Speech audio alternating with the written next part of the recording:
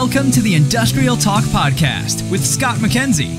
Scott is a passionate industry professional dedicated to transferring cutting-edge, industry-focused innovations and trends while highlighting the men and women who keep the world moving.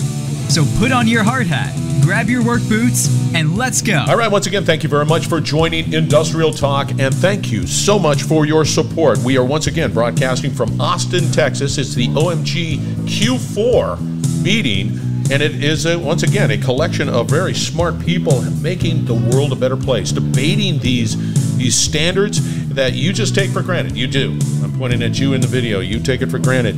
But they are passionate about our success, and so they're making the world a better place, and that's what Industrial Talk is all about. Elevating these industrial heroes so that you know that they are doing their very best to make us, or just make the world a better place. All right, in the hot seat, we have Manas. Manas, what's your last name? Bajaj. Yeah, there Manas you go. Bajaj. Right there. Right there. And we're going to be talking a little bit about their membership. Hold on, I'm looking down. InterCAX. There it is. Right there. We are a platform member of the OMG. There it is. Right there. See? See how I pulled him in? See how I did that? Manas? Yep. You having a good... see, I'm not going to say conference because it's not a conference. It's a meeting. You having a good one? Yes. Yeah, an excellent meeting. What makes it excellent? It is just in a post-pandemic world, getting out of your comfort zone, your home office, and meeting people. It also is about having the right avenue for exchanging ideas. You could get on to cross-industry folks, do whiteboarding, chat with them. You can learn more about what's moving in their industries, what's happening in their enterprises.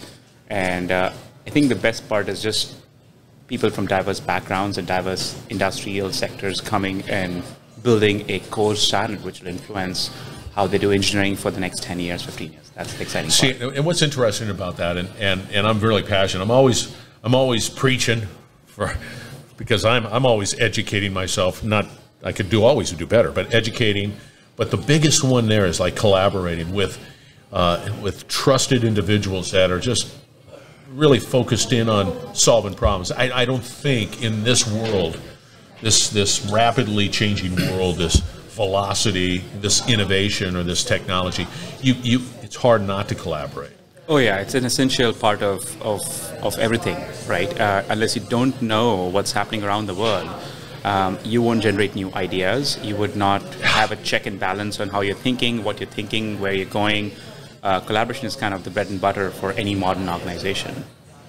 Yeah, you can't understate that, because I think especially now, and I love the fact that you can talk. And in the OMG world, you got these consortiums, and each one of those consortiums and the subgroups and all of the stuff, and it can be overwhelming, right? And I got it. It can be overwhelming. But the reality is that there's a lot of great work, a lot of passion, a lot of focus in on really solving problems and having those conversations. And as a member, which you are, you're able to sort of be a part of that whole dynamic, and like, yeah, look at that digital twin, look at this responsible computing, whatever it is, and have those conversations too. Yeah, exactly. We're a platform member. We've been an OMG member for almost 5 years now, close to Very it. good. We started with an influencing member because we were very actively contributing to systems modeling language, the SysML standard, and also some to the UAF. But now SysML is going through SysML version 2, and the industry is behind it. And we are one of the submitters of the standard back to the OMG. I play a lead role in the development of the SysML v2 API and services part of the standard. And so we have been thoroughly enjoying our OMG membership and having that collaboration, working with industry, academia, government sectors to bring people from diverse industries and building the standard out here. What always fascinates me is that you and others within OMG and these standards group are very thorough. It's just, I'm so grateful for your focus on detail, which is, thank you, thumbs up on that. We can be boring sometimes with details. Yeah, but you know that's where it's at. Exactly. You know, if there was a release of a standard and you didn't take the time, you pencil whipped a point there, whatever it is, and then there's a problem, that's not good. That's absolutely correct. If you make the mistake and if you underspecify standards, what happens is when the standards are actually implemented by the tool vendors and the users start to use it, they find all sorts of issues with it. That breaks the trust in the standard. And once that trust is broken, it takes a lot of time to repair it. So you want to do that due diligence up front. And that's why it's also important that all stakeholders of the standard are part of it. The vendors have to become part of it because they have to build the tools to support the standard. The users have to be part of that standard development process because they will be the beneficiaries of the standard. And you want all of them to provide that introspection and do the due diligence up front. So we can have a better standard. There shouldn't be any surprises when it comes out. It's stringent. Yes. It's very stringent, and for me, I'm quite thankful for that, and I really appreciate that. As a member, you have a company. Tell us a little bit about that company. Sure. We are a company called InterCAX, and we spun out of CAX. That's CAX. CAX. Yes, InterCAX. We are a spin-off out of Georgia Tech 15 years back when I was pursuing my PhD at that time. We have been with the SysML market since the beginning. The demand for doing systems modeling and analyzing systems was very crucial. So we started building some of the first commercial tools to architect systems and then kind of do the analysis on the system, mathematical analysis on systems. And then we built a product called Syndeia, which comes from the Greek root synthesis or syn, to compose things together. And what that product does, it actually helps build a digital thread. Just like, with social media, you can go onto Facebook or LinkedIn, and you can explore friends of friends on a social graph. Unfortunately, we don't have that kind of technology pervasively used in the engineering world. So when you have teams developing a large complex system, like a satellite, like an electric vehicle, or a smart home, you have different disciplines building different parts of the system, but they're not well connected. So when changes happen in one, you don't see the impact of the change in the other. Okay, so I'm working through the flow diagram here in my head. It's not as extensive as probably a flow diagram that you have, but this is one. So I have a system. Let's use a car as an example. Mm-hmm. And that car is a collection of other systems that are all together, and they're supposed to be working together, right? And they do. Right. I roll it off the thing, and they work together. I heard a stat. Somebody says that there's more technology in cars today than there are in like rockets or something like that. It's just every system is software intensive. Software intensive.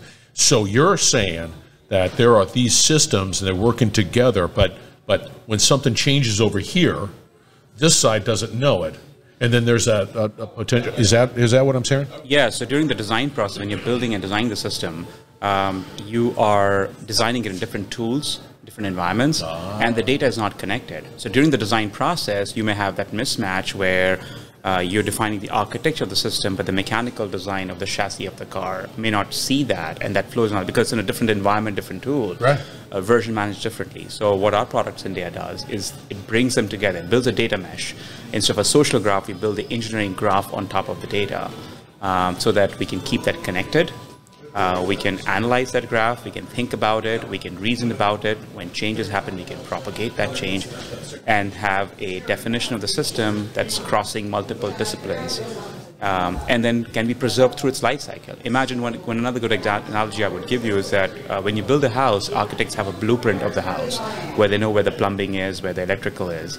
You want that kind of a blueprint for any modern system that's being designed by multiple teams in a geographically distributed multi-vendor environment.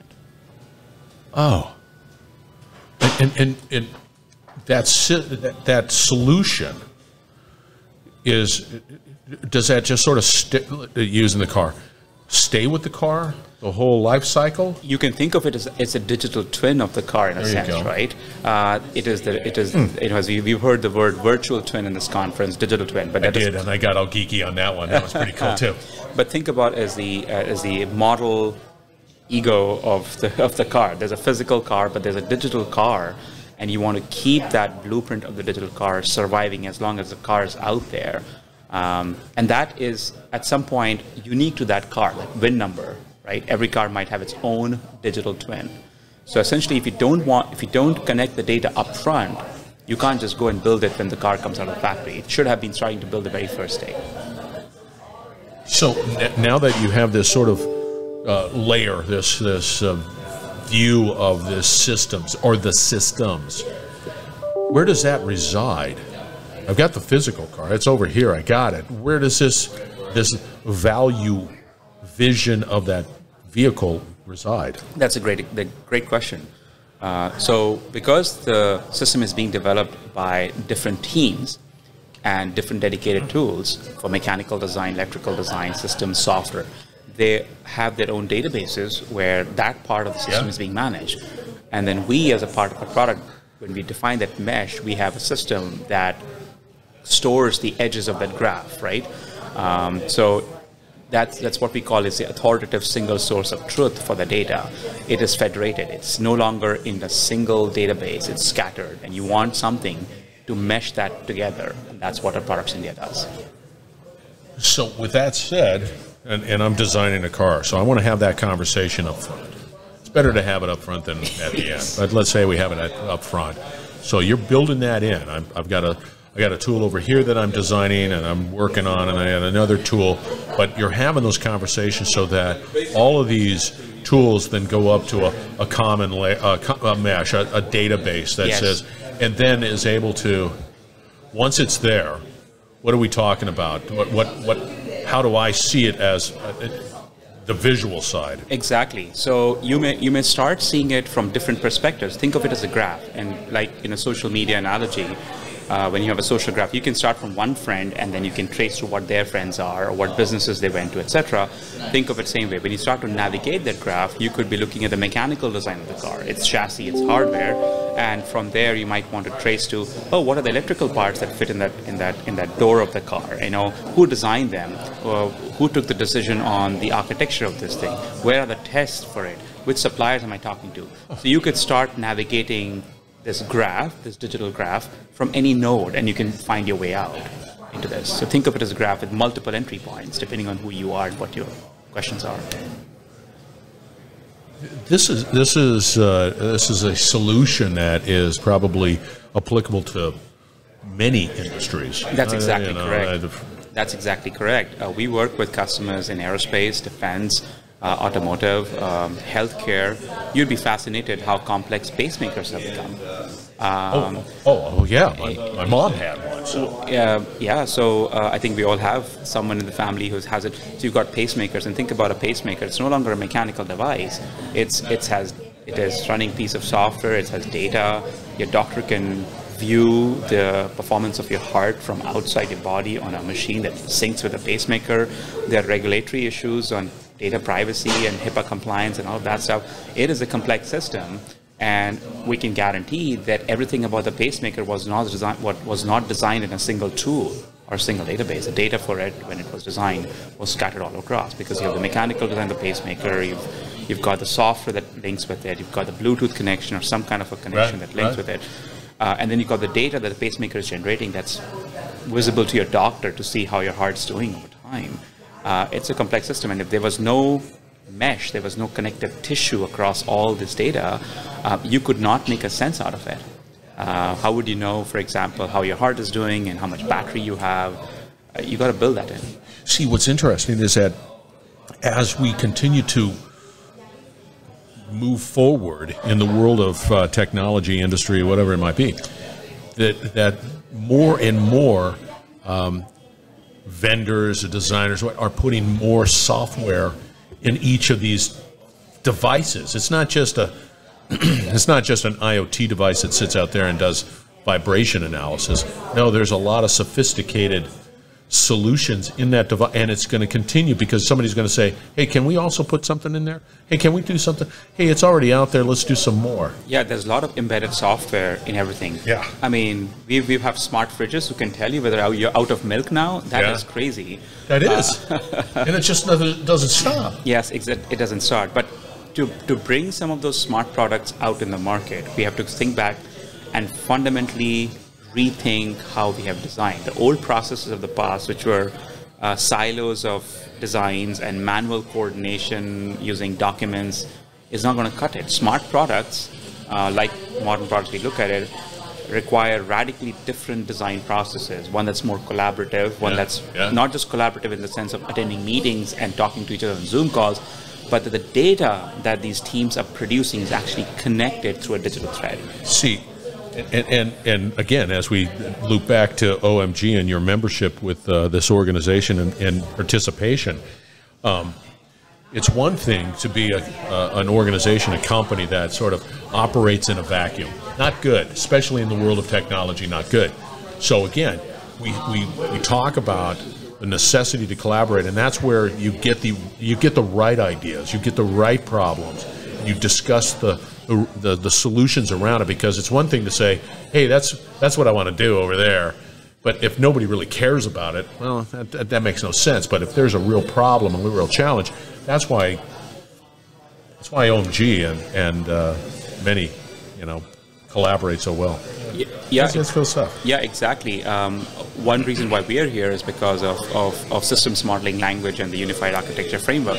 They are both standards are intrinsically very important for this digital thread I'm talking to you about.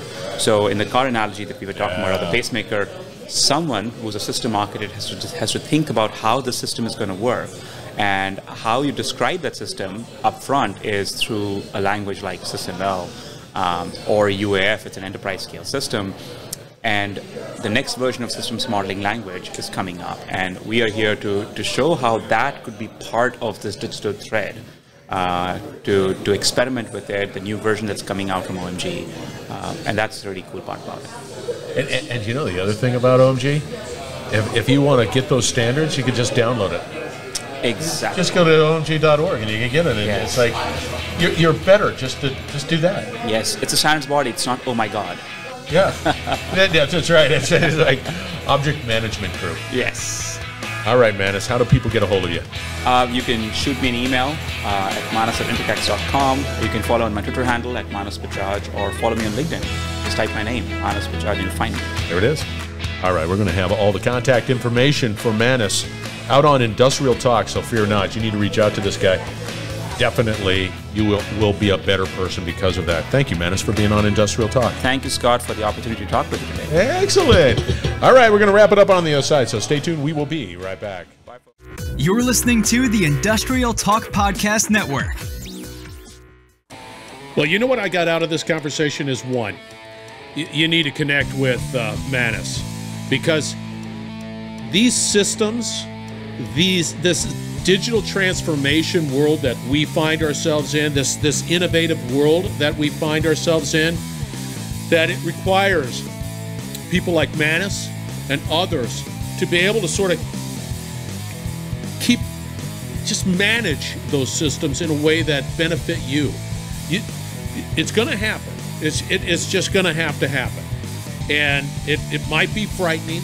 It might be a little unnerving, but these systems are so important going forward and part of your success. And no, I can't say that I'm just a better person because of my conversation, but there's that realization that there's a lot to happening out there that you need to be engaged. You just do. And you need to find trusted individuals that definitely have your best interest at heart. Manas is a gentleman that fits that bill in a big way. All right. I always say that we're building a platform that really supports you, celebrates you, because we want to educate, Manas. We want to collaborate, Manas, and definitely innovate, Manas, to be able to succeed going forward. It's a no-brainer. Please be engaged. Please be a part of the Industrial Talk ecosystem. Reach out if you want to get connected with me. I'm out on LinkedIn. Would love to have a conversation. Would love to know more about how you are helping companies succeed. All right, be bold, be brave, dare greatly, hang out with Manas. You're going to change the world. We're going to have another great and wonderful conversation coming from OMG shortly, so stay tuned.